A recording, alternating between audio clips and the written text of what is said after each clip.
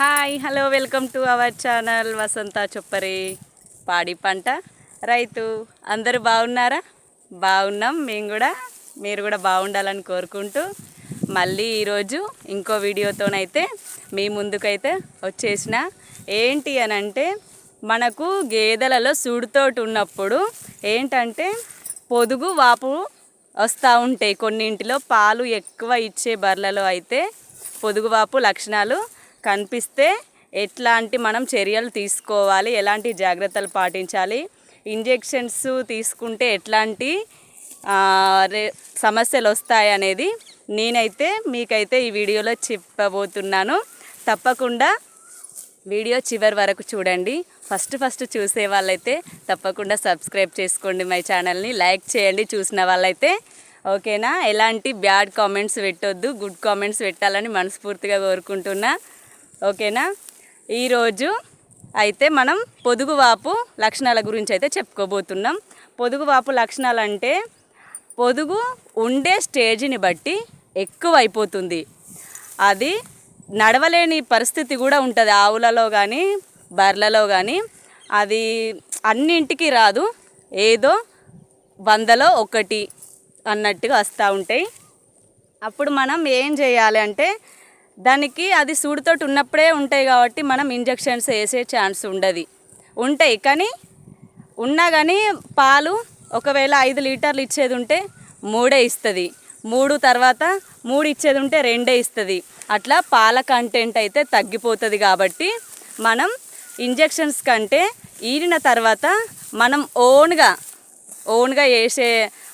మనమే తీసుకోవాలి జాగ్రత్తలు. ఎట్లా అంటే మీకు చెప్తా.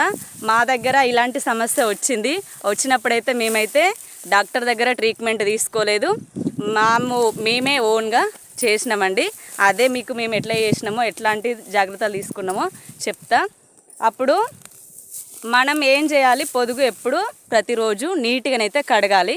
కడిగిన తర్వాత ఏం చేయాలంటే, పొదుగు స్థానాలు అనేటివి బాగా ఉండే స్టేజ్ని మించిపోతాయి.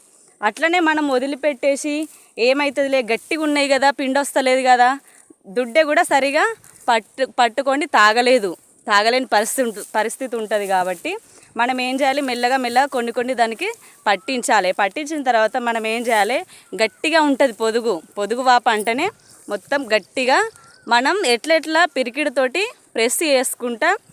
ప్రెస్ బాగా వేయాలి చేసుకుంటా.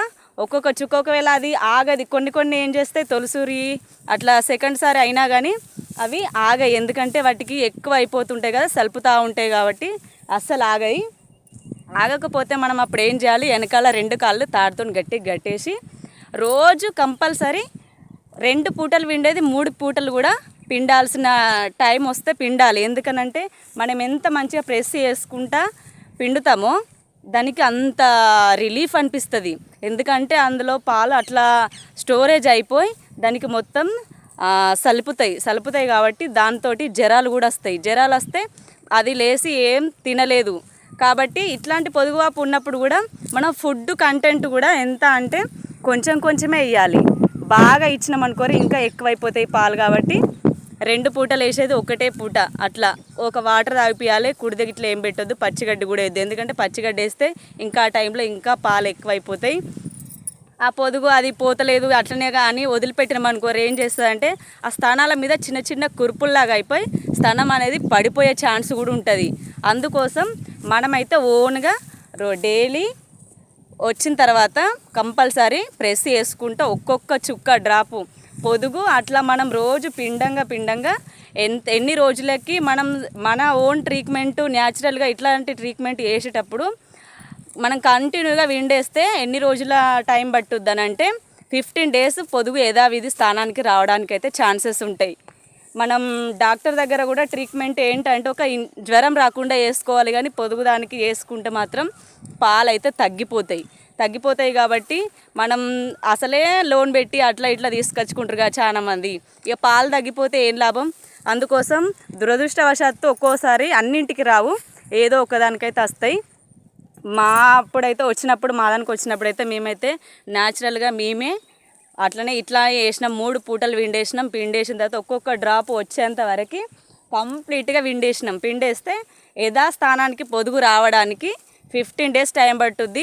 ఇట్లాంటి వచ్చినప్పుడు ఎవరు పడకుండా ఇంజెక్షన్స్ వేయకుండా న్యాచురల్గా ఇట్లా వేయండి. కంపల్సరీ పొదుగు యథాస్థానానికి వస్తుంది. లేకపోతే అట్లనే వదిలేస్తే ఒక 2-3 చూసినాం కూడా మా దగ్గర మళ్ళీ జాగ్రత్త తీసుకున్నారు. స్థానం అనేది మొత్తమే కురుపులా ఉట్టేసి మొత్తమే పడిపోయింది. పొదుగు అనేది కరెక్ట్ షేప్ ఉండకపోతే బర్రెకు రేటు రాదు అమ్ముకున్నా. అదే ఆలోచించండి. అందుకే పొదుగు యథాస్థానానికి రావాలనంటే మనం ఎప్పటికప్పుడు దుడ్డకి తాగిపించిన తర్వాత మనం మంచిగా నీట్గా కడిగేసుకొని ఒక్క చుక్క లేకుండా డ్రాప్ లేకుండా మొత్తం పిండేసుకున్నాం అనుకోండి, వాటికి ఎలాంటి జ్వరం రాదు. ఫుడ్ కూడా కొంచెం కంటెంట్లో ఇచ్చేసేయాలి. అట్లయితే చాలా బెటరు, మంచిగా వస్తాయి. ఇక మనకు ఒక్కసారి వచ్చిందంటే పొదుగువాపు ఇక దానికి ఎప్పుడు అదే వస్తూనే ఉంటుందండి కంపల్సరీ. ఇప్పుడు మా దగ్గర ఫస్ట్ అప్పుడు తీసుకొచ్చినామంటే ఇప్పుడు 4 ఈతలు ఈనింది కానీ ఎప్పుడు వస్తూనే ఉంటుంది. అట్లనే ఉంటుంది కాబట్టి కొందరు కొత్తగా ఉన్న వాళ్ళు ఉంటారు కదా తెలుసుకోవడానికని. అందుకే ఈ వీడియో ద్వారానైతే మీకైతే ఈ విషయాలు అయితే చెప్తున్నాం. మనం దానికి కరెక్ట్ సొల్యూషన్ ఏంటంటే డైలీ డ్రాప్ లేకుండా తీసేయడమే దానికి కరెక్ట్ సొల్యూషన్.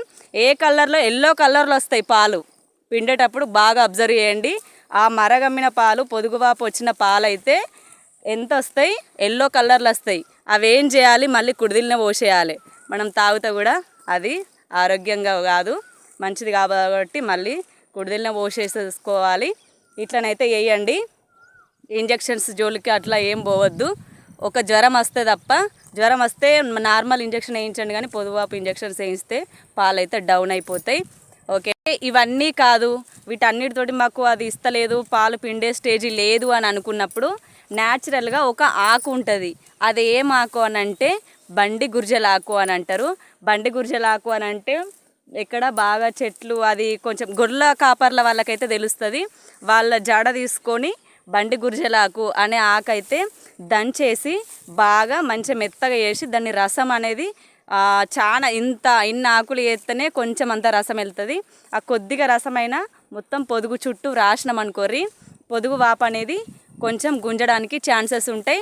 పాలైతే యథావిధిగా తీయడం అయితే అంతే, పాలైతే యథావిధిగా తీయడమే. కానీ ఆ బండి గుర్జల ఆకు అనేది ఏం చేస్తుంది అంటే న్యాచురలే కదా, ఆయుర్వేదిక్ కాబట్టి అది పొదుగు వాపును తీసేయడానికి యూజ్ అవుతుంది. పొదుగు వాపు తగ్గుతుంది దాంతో. అయితే యూజ్ ఉంటే అది కూడా పెట్టి చూడండి. ఇట్లా పాలైతే తప్పనిసరిగానైతే పిండుకోండి, పాలైతే తగ్గాయి. ఈ బండి గుర్జలాక అనేది పొదుగు వాపు ఇగ్గడానికి అయితే పనిచేస్తుందండి. మీ దగ్గర తెలుసుకొని వాడండి. మాకైతే ఇక్కడ దొరుకుద్ది. అలాంటివి అయితే ఆయుర్వేదిక్ అయితే ఎక్కువ యూజ్ చేస్తాం మేము, మీరు కూడా యూజ్ చేయండి. తప్పకుండా పాలైతే పిండండి. పొదుగు వాపు లక్షణాలు ఇట్లా నివారించుకోవడానికైతే న్యాచురల్గా ఇలాంటి పద్ధతి అయితే యూజ్ చేయండి. ఓకేనా.